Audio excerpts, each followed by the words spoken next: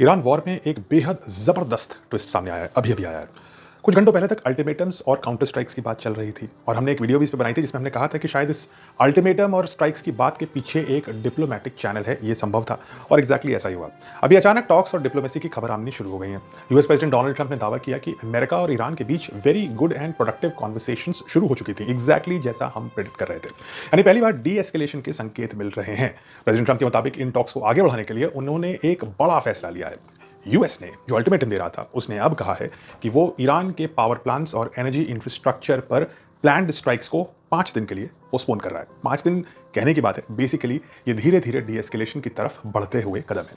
यानी अब वॉर को टेम्परेरी पॉज़ कर दिया गया है। यानी पॉज़ हो गया है इस वॉर पर, एक तरह का मिनी सीज़फायर। लेकिन एक कंडीशन है, अगर टॉक सफल बनती हैं तभी ये पॉज़ आगे रहेगा।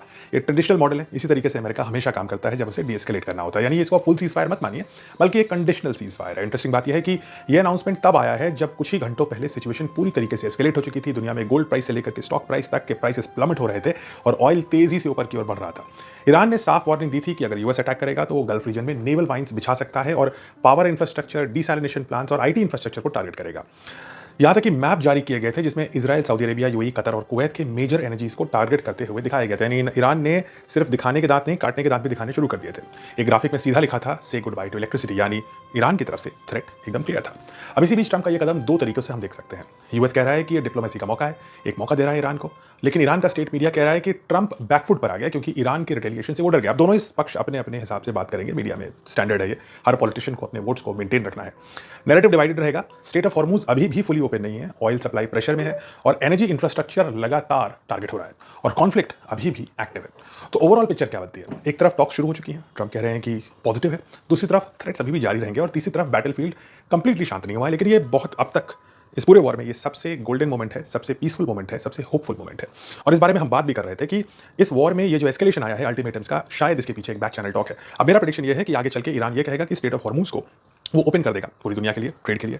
ट्रंप बैक चैनल में ईरान को कुछ ऑफर करेंगे। ईरान ओपनली ये भी एडमिट करेगा कि वो न्यूक्लियर वेपन्स नहीं बनाएगा और ईरान और गल्फ नेशंस इन दोनों के बीच में एक सिक्योरिटी गारंटी की डील होनी बाकी है। अब इन सबको करने के लिए अब अच्छा खासा समय है क्योंकि 5 दिन का एक तरह का मॉरेटोरियम है वॉर पर, आगे भी चल सकता है। लेकिन आप एक्सपेक्ट करिए कि कल शेयर मार्केट उछलेंगे, कल सारा जो इकोनॉमिक लॉस हुआ था काफी हद तक रिकवर होना शुरू हो जाएगा और दुनिया उस रास्ते पर जाना शुरू हो जाएगी जहां वो पहले थी। तो शांति की तरफ अच्छा कदम, अच्छी पहल और ये कायम रहे और आगे बढ़े, ऐसी ही उम्मीद के साथ साइन ऑफ करते हैं और जो भी नया होगा आपको बताते रहेंगे।